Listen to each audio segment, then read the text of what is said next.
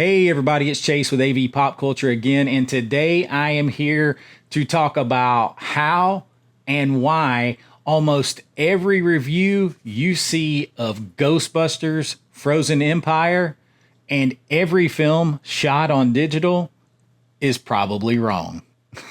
So pop that tape in, I got you, let's go do this.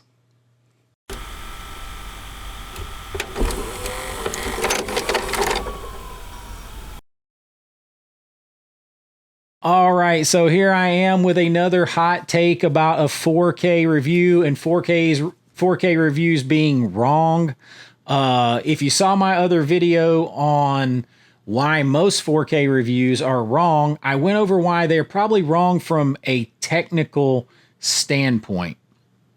Not like I'm just like going after people and saying they don't know what the hell they're talking about and things like that, but there is a lot of technical stuff from a filmmaking standpoint that goes into a lot of this that's just being missed and being sort of replaced with the buzzwords that we all know, 4K transfer, digital intermediate, color grading, HDR, film grain, film flash, bit rate, all these buzzwords that we hear again and again. And if we don't know where those come from or what they mean or actually how they affect what we are watching, then they are meaningless. And when it comes to movies that are shot with digital cameras, a lot of that stuff does not even apply. And I hear it over and over again, and I think, my goodness, we're using terms that actually do not even apply to a movie really that was shot with a digital camera. So Ghostbusters Frozen Empire is 4K, and I'm going to kind of do a review along with this. And so you can kind of see how I would review this film. And to tell you the truth, if you saw this movie in the movie theater with a digital projector, which about 99% of movie theaters are going to use now, and then you bought this in a 4K Ultra HD disc, and you watched it with your 4K player on a 4K TV, and you had the proper cords and everything, you saw pretty much the exact film, how it was shot. Ghostbusters Frozen Empire was shot with an Arri Alexa Mini digital camera. It's a completely digital camera. It shoots in 4.5K. We say 4K resolution. What we really mean is what a Ultra HD disc can hold and what we can see, which is 3840 by, 2160p. So when you think about that, Ghostbusters Afterlife was shot, let's just break it down to numbers, 4,500 is what it was shot at. Think of it like that. And then it was put on a disc at 3,840. So it's got, 700 lines of resolution, however you want to think of that. It is basically just being downscaled just that much, just that small amount, right, to fit on a disc that you can watch. So there's really not a transfer in the true sense. All there is a just somewhat compression to get it to fit on the disc. That's it. A transfer is really a term that applied to transferring something from a film format out of a film camera to a digital source. Let me back up a little bit. So a 4K transfer in a basic definition means transferring a film to a 4K resolution format. Plain and simple, that is a simple textbook definition, is transferring a film to a 4K resolution format. Well, if it was already shot digitally in 4.5K, you're not really transferring it to a 4K capable format. You're just compressing it slightly down to a 4K, an already existing 4K compatible format that's just slightly got a little bit less resolution, and that's a 4K disc for that format. That's really what it is. So when you say transfer, for a lot of people that conjures up, taking the film and transferring that to a digital 4K, and you could lose things in translation and the transfer and stuff like that. That's not really what's happening when you shoot digital and then also just convert it over to digital, right? I even heard, and I'm not calling anyone out, I heard another YouTuber I'd never watched before. I was just kind of doing some research, getting ready for this video, talk about how Ghostbusters was, Frozen Empire was done and output from a digital intermediate, a 2K or a 4K digital intermediate or whatever. He was talking about the digital intermediate. And again, that's not really in the strictest sense a term that even applies to something that is shot on digital. And what happens is a lot of times people get color grading, the process of taking that raw footage from a digital camera and color grading it. They get that confused with a digital intermediate that is used when something is shot on film. So when you think of a digital intermediate, I'm going to give you the textbook definition of a digital intermediate. It is a file or files resulting from a digital scan of a film, usually the negative, that is used in, you scan it in, so you take the film, the 35 millimeter film negative, you scan it digitally so that you can put it into a computer and edit it in a non-linear system. Now in Hollywood, a lot of times that's going to be Avid that they use. They will use, some things will use Premiere Pro, like Deadpool was edited in Premiere Pro. So some things will use that, but really all you're doing is to keep from having to literally old school cut film and edit. They scan that film in and make it digital so that they can edit it in a non-destructive way on a non-linear editing system like Premiere Pro, Avid. DaVinci Resolve's mostly used for color if it's going to be used in Hollywood at all. So that's where the term digital intermediate comes from, because it is an intermediate. It is in the middle of that film, the original film that was shot. Then they put it on digital, edit it, color grade it, put any kind of effects, all that kind of stuff. And then they put it back out to film again, from digital to film. So they're working on digital in the intermediate, right? In the midterm, in the middle of those two processes, they're working with it in digital, hence digital intermediate. Well, if you shoot on 4K digital and then you're going to output to another digital source, you don't really create a digital intermediate. What you do is what they usually do is create proxy files. Proxy files, and this again could be like people applying a term for something else that doesn't really mean that. So they when they edit to a proxy file, what they're doing is they're taking all that digital raw footage, which are massive files, out of the camera, and you transcode them in to smaller files so that they don't gum up your system. So it might knock them down to 2K files so that they will just play through on the system easy, not get bogged down, so that they can edit and color grade and put in special effects without it bogging down a system using these massive, massive files. Now, it's not really a digital intermediate in the true sense because it's never not digital, if that makes sense.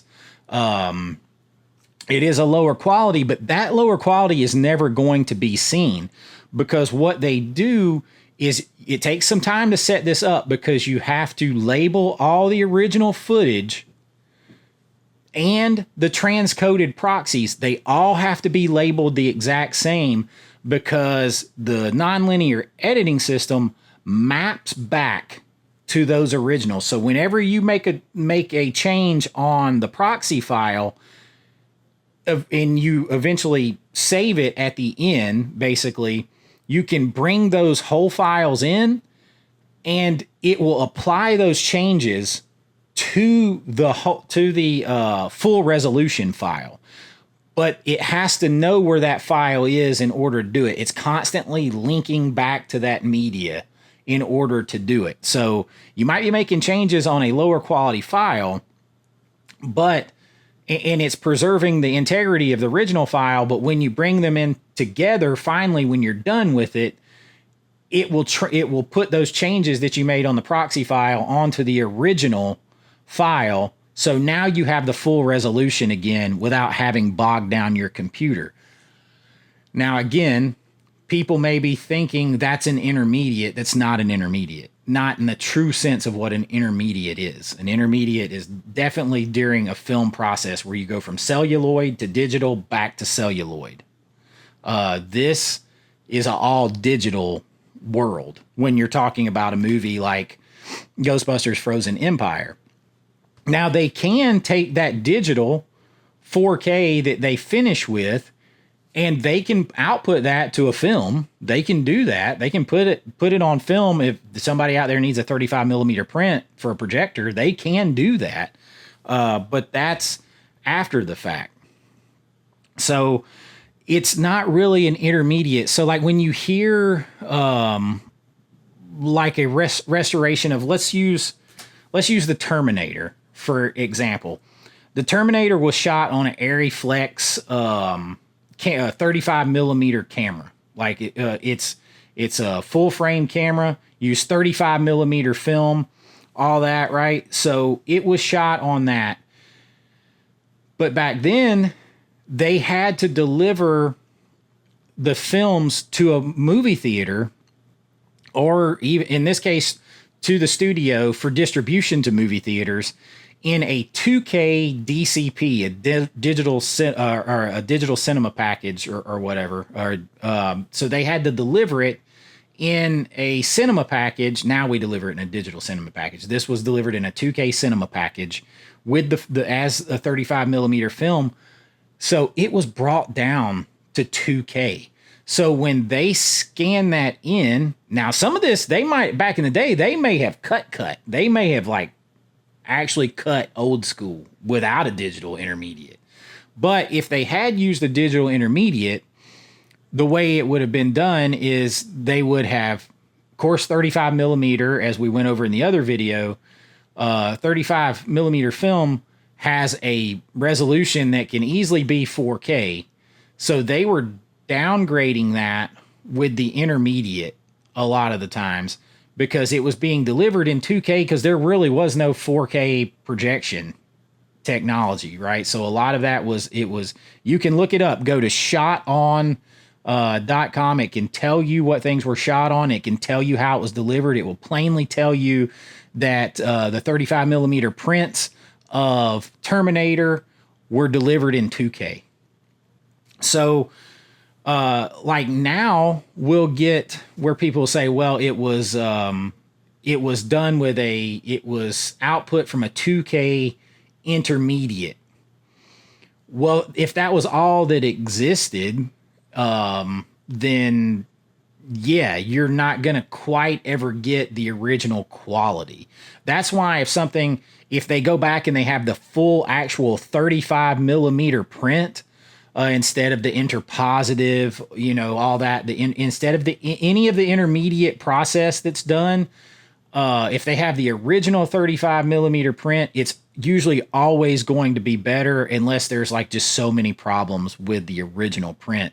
It's going to be better because it contains the maximum ability for the maximum resolution, because it hasn't gone through any intermediate process. It hasn't had interpos. There, none of that. That's why you will always get a little bit better scan, a little bit better transfer. Now transfer makes sense, right? Because you're transferring it from film to a digital 4K format. So when I hear people, and I've actually heard people talk about digital 4K films that were shot in digital and delivered in digital, and I've actually heard people talk about film grain. Unless they added film grain in post, there is no film grain. It's digital, all right? You get film grain from film. Unless they added in fake, like scanned in grain. That's the only way. Now, one of the downsides of this type of delivery, see, now almost every theater has a 4K digital projector. So if you shoot it in 4K and you deliver a 4K cinema package, you're seeing exactly almost what they saw on the day, except for the color treatment and the visual effects and all that kind of stuff. You're seeing what they saw on the day in the best quality, because it's 4K digital to 4K digital. And then you're bringing it home to 4K digital that's just slightly compressed, because they can't fit for this would be 4.5K, or I think the standard is 4096 or something like that, or 4092. I'm just doing all this from my head. That is an actual like production 4K. Our visual watchback Ultra HD 4K is just a little bit less than that, but it's not really going to be enough for your eyes to tell the difference. Even with an OLED and everything else, I mean, it's going to be very, very hard to tell the difference. So you're seeing what they saw, the best quality. Things aren't getting downgraded. It's not like they downgraded it to 2K proxy to edit with and then blew up the 2K to 4K. No, they still use the original footage. I've edited movies that were shot in 4K with, or in 8K red cameras. Was it the Monstros, or I forget the name of the red camera that was used on the film that I edited, was hired to edit. So like you bring it down to a manageable file, edit it, then that edit gets transferred to the real whole files, and you've got this big, beautiful image. That's what you get. Now, the downside to that is like a movie like Ghostbusters that has digital effects in it. Usually still digital effects are not rendered out at 4K.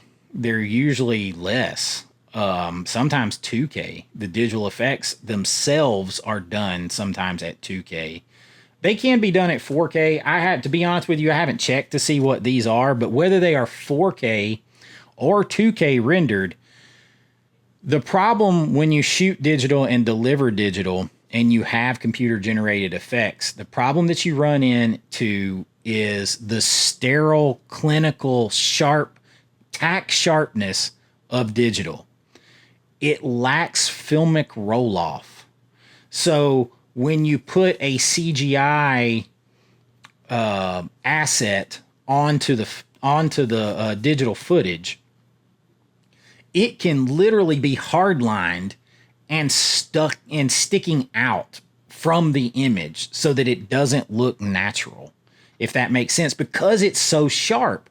We don't see things like, take something right now across your room and look at it. You don't see it. If it's 15 feet away from you, you don't see it with necessarily hard line tack sharpness.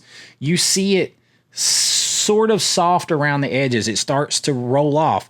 You don't see it as hard line and sharp as like this right in front of you. But digital has the bad tendency to keep everything, especially a digitally created asset, very, very sharp. So it can make the effects look fake. Whereas, like, let's take Jurassic Park. They didn't have shit all the computer power that we have now. But those effects hold up because the movie was delivered in 2K.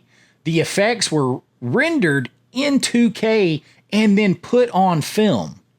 So everything blends together and gets that filmic roll off. In a lot of ways, I think the effects for the original Jurassic Park look better than the more recent ones. And that's part of the reason why, I think, is because everything was in that filmic space, and film behaves more with its roll off and softness the way our eyes do. So it blends those effects into the image versus hardlining them and making them stick out, if that makes sense to you. And then when you think about 4K, like, you know, I have footage and it's very unscientific. I put my camera on my TV as it was playing. This isn't my best 4K TV, but it does do Dolby Vision. It just doesn't have the same contrast ratio and stuff. But I was just doing the bit rate, looking at the bit rate, and that's something that's overused. A Ultra HD disc, I believe, has a maximum bit rate of 128 megabits per second. I think that's what it is. I think I did write that note down. Yeah, it's 128 megabits per second. This is going to sustain up and down. It's going to go somewhere probably between in the high 60s it'll jump up sometime to the 90s. Most of that has to do with whatever high dynamic range is being displayed in that moment. So, I mean, if we talk about the high dynamic range, you guys probably know that's the distance between your darkest dark and your lightest light. And the farther that distance, the more high dynamic range it has, the more color variance, the more different shades, the brightness, darkness, and everything you have from one end of the spectrum to the other, the better image you're going to get. And then Dolby Vision, for instance, takes that a step further, and it uses metadata to alter that with each scene and shot as it goes, so that you are always getting the perfectly geared range of colors and lightness to darkness within any given moment. But for the most part, you know, I'll hear people say, oh, well, it sustains this bit rate. If the whole scene is in complete darkness, the chances are the bit rate's going to go down because there's less information there, right? It's less data in the image.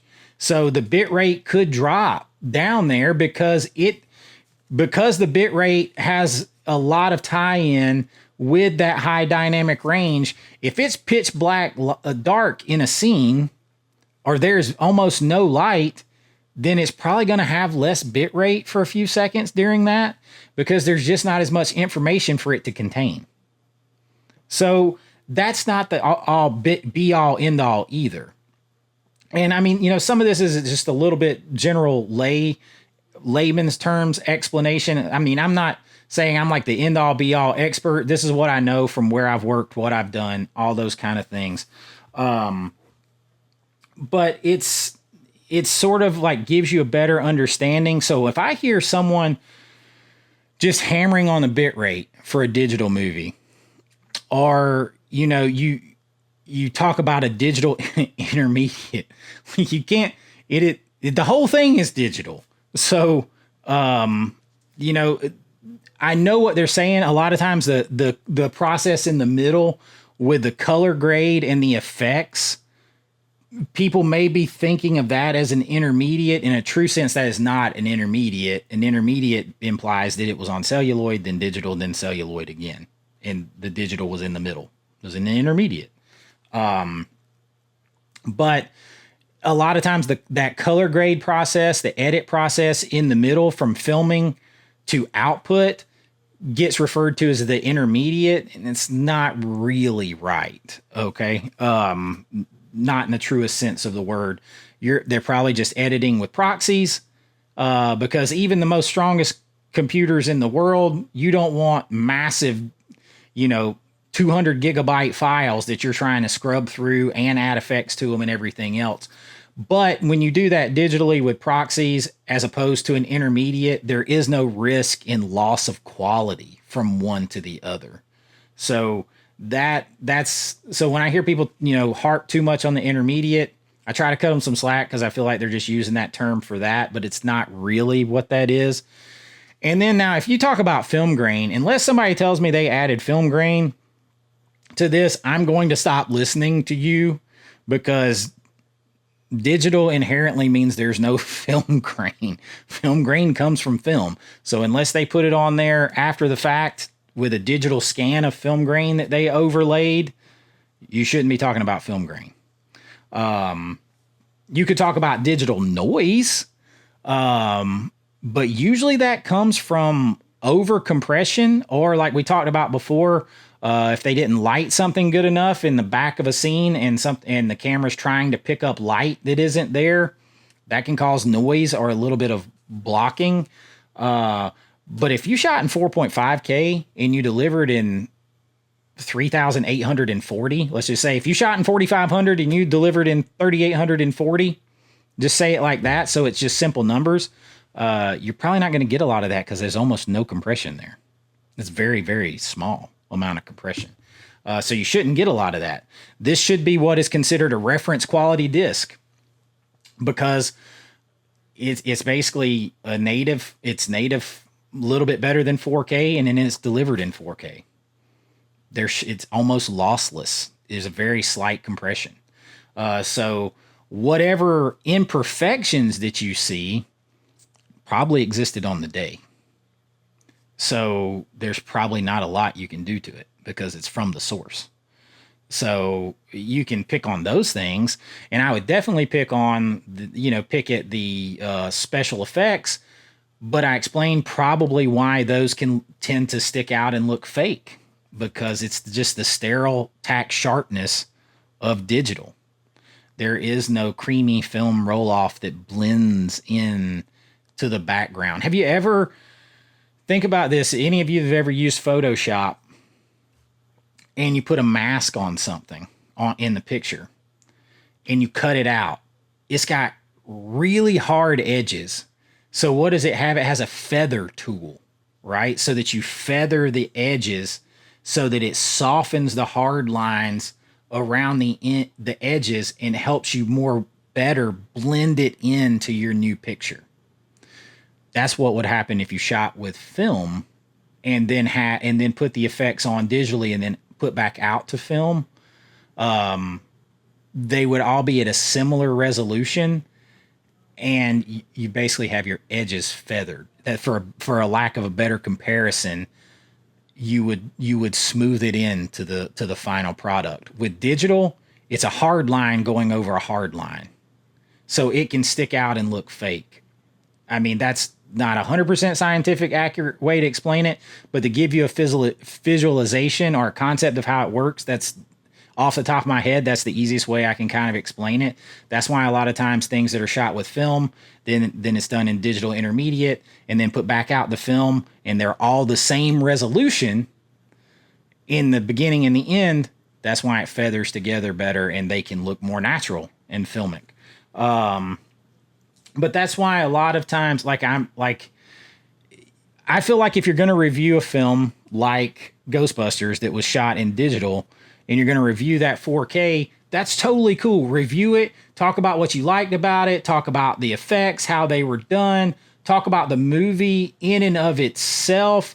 And unless there's like something egregious that they go back in after the fact and do, I don't really know why they would do DNR a whole bunch on this, because again, it's digital to digital and almost the same resolution.